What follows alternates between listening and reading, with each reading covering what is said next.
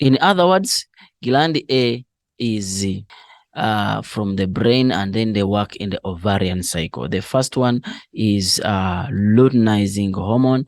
The second one is follicle stimulating hormone. So it means that those hormones which are going down must either be luteinizing hormone or follicle stimulating hormone. Don't forget to write the correct spelling. So you're saying gland A, structure B, follicle stimulating hormone. Basically, now we see that this is follicle stimulating hormone. If this is follicle stimulating hormone, automatically this one is going to be luteinizing hormone, because we said you only have two hormones, and follicle stimulating hormones, they have talked about it. So the next hormone must be luteinizing hormone. And then what is this? This is the mature Graafian follicle. This is the ovum, and the process which is taking place here, it is ovulation. And then once ovulation takes place, you go to what you call corpus luteum. So this is the empty Graafian follicle which has turned into corpus luteum. So basically, we have seen it. We said this is a mature Graafian follicle, and then this is the developing follicle. These are the developing follicles. All right, let's start to answer the questions, and then we see. Saying gland A, we have seen it that gland A is pituitary gland, or sometimes we can call it pituitary gland or hypophysis. Pituitary gland or hypophysis. Then structure B is here, which is the Graafian follicle. So we prefer to say mature, because even this one is Graafian follicle, even this one is mature, is Graafian follicle, even this one is Graafian follicle, that one is Graafian follicle. So what is the difference between this and this? So the difference is this one is mature, ready to produce the ovum. So it is mature Graafian follicle. It's mature Graafian follicle. And then structures, process C, we have seen it. Process C, we say that this is ovulation. And then you're saying that structure D, we say this is corpus luteum. Corpus. You don't forget between corpus luteum and corpus callosum. Corpus callosum is found in the brain, while corpus luteum is found in the reproductive system. So we go to the next question. They're saying that structure D, you have seen it, state the effect of estrogen levels in the blood if gland A stops secreting follicle stimulating hormone. So if they're saying the effect of estrogen in the blood if gland A stops secreting follicle stimulating hormone. So basically you have to know what is the effect. It's 1 mark, but you have to know the criteria behind. What is the effect of follicle stimulating? What's the function of follicle stimulating hormone? So the function of follicle stimulating hormone, the answer is already there, is hormone that stimulates the Graafian follicle. That's the answer already. So for the function of follicle stimulating hormone. So if the Graafian follicle does not develop, and we know that this Graafian follicle is the one which produces estrogen. So if Graafian follicle has not developed, then the level of estrogen will not be produced. Therefore, the level will not increase. It will either remain low or it will decrease, because the one which was there has been used up. So it will remain low or it will decrease. Then what state one function of LH? LH, we said it's luteinizing hormone. It has two functions. The first one, it triggers, it causes this process to occur. It triggers ovulation or stimulates ovulation. Number two, changes the empty Graafian follicle, this empty Graafian follicle, into corpus luteum. So they only want one function. Then when we go to another structure, it is for a male. The other one was for a female. Now we are going to the structure for the male. You need to know how at least to label. This is vas deferens, yes. And then this is epididymis. This is the outer part of the testis, which is the scrotum. And then this is the testis. So now let's label. Let's label based on the question. Part A, we have seen it is testis. Part B, we have seen it is epididymis. And then part C, we have seen it that it is scrotum.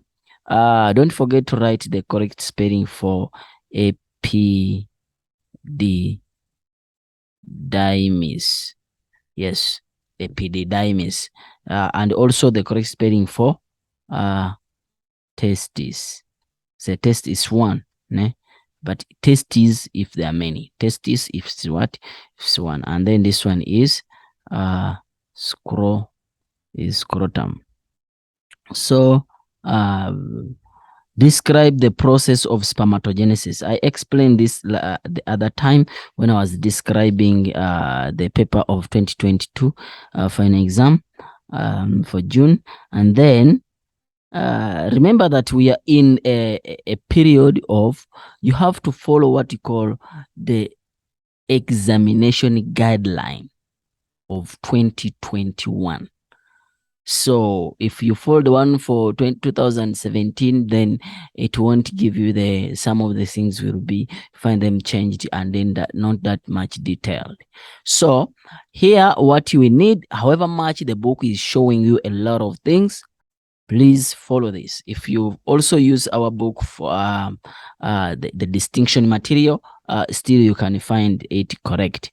So what do you write here? The process of spermatogenesis under the influence of testosterone. So it means that that's the hormone. That's the what? The hormone responsible for development of the sperms. Under the influence of testosterone, the diploid cell, so the diploid cell, the cell which has 2N, will undergo meiosis. So also you mentioning the word meiosis, we shall give you a tick. Found in the seminiferous tube. We need to know where is it found. Found in the seminiferous tube to form a haploid sperm cell, or to form haploid. So basically you have one cell which is 2N will undergo meiosis. Here remember that you form two kinds of meiosis, meiosis 1 and meiosis 2 will undergo this. Under the influence, this cell will undergo meiosis. But what causes it to undergo meiosis? It is the testosterone. That's why, where is this testosterone and this cell found? They're found in the seminiferous tubes. How do you call these cells which select themselves out to undergo meiosis? We call them germ cells. What do they form? They form the sperms. So basically, that's it. The germ cell will undergo meiosis under the influence of testosterone in the seminiferous tube to form a haploid sperm cell. Or you can say under the influence of testosterone, the diploid cell, that is the germinal epithelium, will undergo meiosis to form the sperm cells in the seminiferous tubes. So we need to know the hormone. We need to know what will undergo meiosis, that is the diploid cells. The beginning is 2N, and then where is it found? It's found in the seminiferous tube, and which process will undergo, which is the process is meiosis, and what will they form, which is what? Which is the sperms. That's what we want in this regard. If they ask you to explain spermatogenesis, the same story when you go to oogenesis. Then we go to another question. Explain why a doctor would advise the man to wear underwear that is not tight. So remember that whenever you are tight, the pressure increases. And the moment the pressure increases, in most cases, the pressure is associated with the high temperatures. And then if the high temperatures are there, then definitely the temperatures are going to exceed the normal temperatures at which sperms are being produced from. Therefore, it means that it's going to lower the sperm count. That is the basics behind that. But now, how do you answer that in the exam? Maybe you can say that the tight underwear will put testes close to the body. When you put it in tight underwear, it will pull the testes close to the body. Yes. And then this will cause testes to have high temperatures or too much temperatures. Yes. And then this will affect the sperm maturation negatively. Don't say affect the sperm maturation. How? Negatively. It means that it will lower. Yes, it will lower how many and the rate of these sperms maturing. So if there are less sperms which are being produced, it means that the number of sperms at the end will be low. That's why we are saying that it's going to reduce the sperm count. Oh, you can explain it in any other way, as long as you talk about that the testes are going to be a little bit close to the body, and then once they are close to the body, they're gonna have higher temperature, more than the temperature needed for the sperm production, and then this will influence the sperm maturation and production, and hence the low sperm count will come in. So please don't forget to explain that. Then they're saying that during vasectomy is to cut these testes. When you cut this vas deferens is what you call vasectomy. So they're saying that during vasectomy, explain one reason why a man who, number one, does not want to have children will choose to have vasectomy. This vasectomy does not mean that if your vas deferens are cut, you cannot undergo sexual intercourse. You cannot have sex. It does not mean that, because the penis to erect is not connected to the testis. The penis to erect is connected to the blood being supplied to the penis. This person, the blood will be still being supplied the tissues of the penis. Therefore, this person can erect and can have sex. If you cut the vas deferens, the only thing vas deferens is gonna do is that the semens which are being produced, remember we have the gland of prostate gland, the Cowper's gland, and the seminal-vesicle. They will produce a fluid, and that fluid will not have sperms, so there will be no sperms, but that fluid will be there. The fluids will be there, but it will not have what? Sperms. And if the sperms are not produced, so what will happen? It means that the semen which are produced cannot fertilize the ovum. Hence, there is no child. But the person can still have the what? The sexual intercourse. So what is the answer in the exam? You can say that there will be no sperm in the semens, therefore no fertilization will take place. So no sperm, no fertilization. No sperms, no fertilization. So we will have no fertilization. Yes. So if you don't have sperm, no fertilization. Part B, had a vasectomy is still capable of ejaculation. Why is it that this person is able to produce other fluid from the body when you are ejaculating? Is because I've told you that you still have the other glands. Look, so vasectomy is here, and then the glands are here, and then the penis is here. So you have the vas deferens, you have the cowpath gland, and then you have the prostate gland. So other fluids will come from those glands and they will make ejaculation possible. Hence, you can still enjoy sex. All right. Question 12. Another question is about still reproduction. The first one was about female. The next one is about male. Now this one is both male and female. All right. They're saying diagram below represents structures of an ovum and the sperm. So you have to know how to label.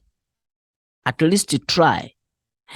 What is this? This is the jelly-like layer. What is this? This is the cytoplasm. What is this? This is the acrosome. What is this? This is the nucleus. What's this? It's a middle piece or mitochondria. And then what is this? This can be a tail or flagellum. So identify part A. They have said it. Jelly-like layer. Part B, cytoplasm. Part C, acrosome. You have to know the function of each. Name the process involving meiosis that lead to formation of the ovum. You see, now they want formation of or production of the ovum. So because it is ovum, so it's gonna be oogenesis. And then I'm saying write down only the letter of the part of the sperm that enters the ovum. The letter of the part which enters the ovum. So basically, if you look at this sperm during fertilization, this part will remain out. And then this part will be used to digest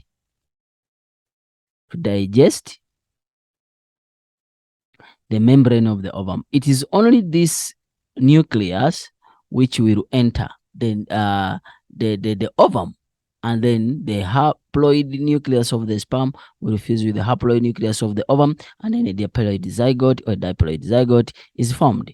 So basically it's gonna be the nucleus, and which part is that? Is part D. Part D, yeah, is the one which is gonna be used. Then they're saying that write down only letters of the parts that enable the sperm to move towards the ovum. So if we look at what provides energy, we shall see that the middle piece and the flagellum or the tail are the one which are used. So the middle piece will provide mitochondria, and mitochondria is responsible for energy. And then this one, it will provide propulsion force, the forward force, so that now the sperm can move forward. Yes. Then they are saying that now we are going to process of fertilization. The schematic diagram below shows a human ovum that is about to be fertilized. The diagram is not drawn to scale. All right, they're saying what is part A? We saw that part A is the jelly-like layer. What is part B? Remember, this is part B comes up to here. Yeah, up to there. That darker layer. Remember, this is a cell. And all cells,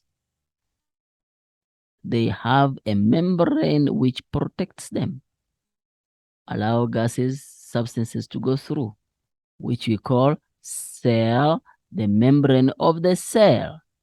The membrane of the cell, which we call cell membrane.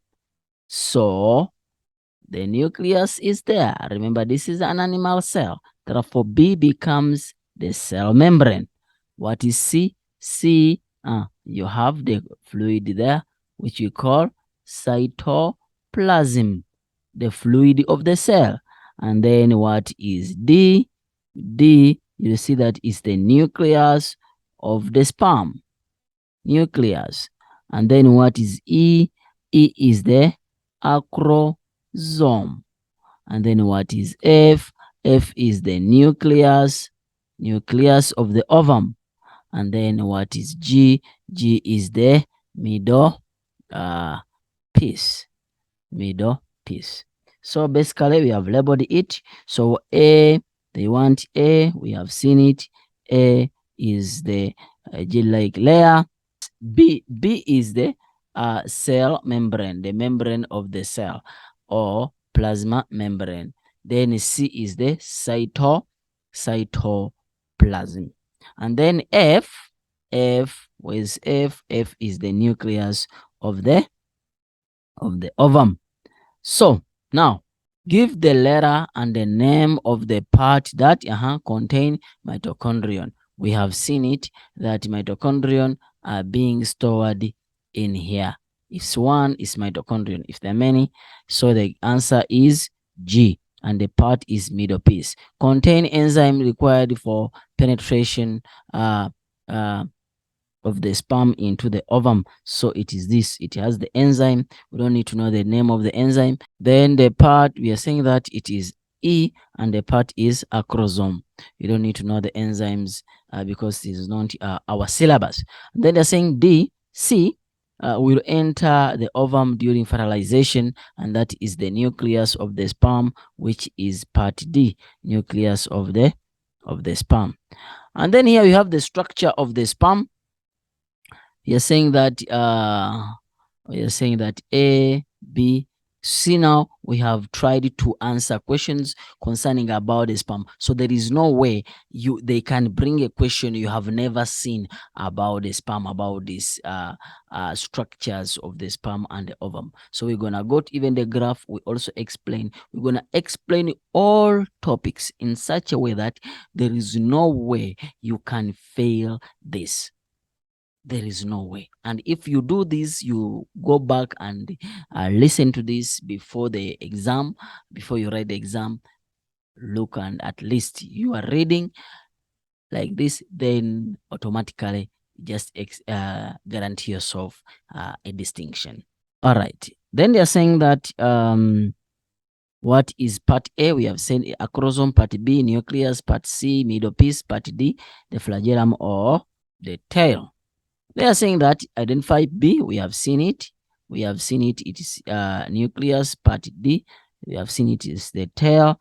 Then they are saying that explain one way in which the sperm cell is adapted to ensure effective movement. Whenever they talk about movement, you talk about the parts which help the sperm to move.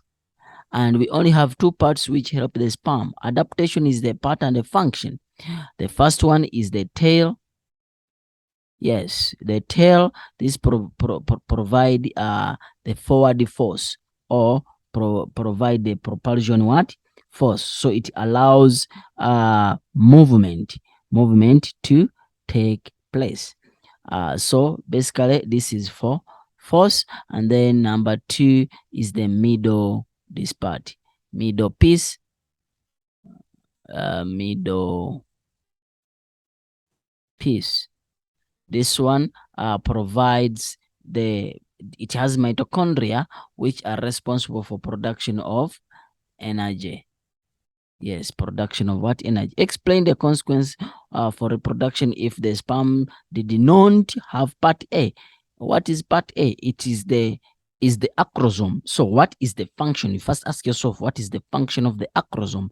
The function of acrosome is to release enzymes which are used to digest the membrane of the ovum so that the sperm can penetrate during fertilization. So the major function is to contain enzymes which digest the membrane of the ovum so that the fertilization can take place. So if part A is not there, it means that will not take place. It will not happen. So basically, no acrosome will be present. So the word no acrosome, yes.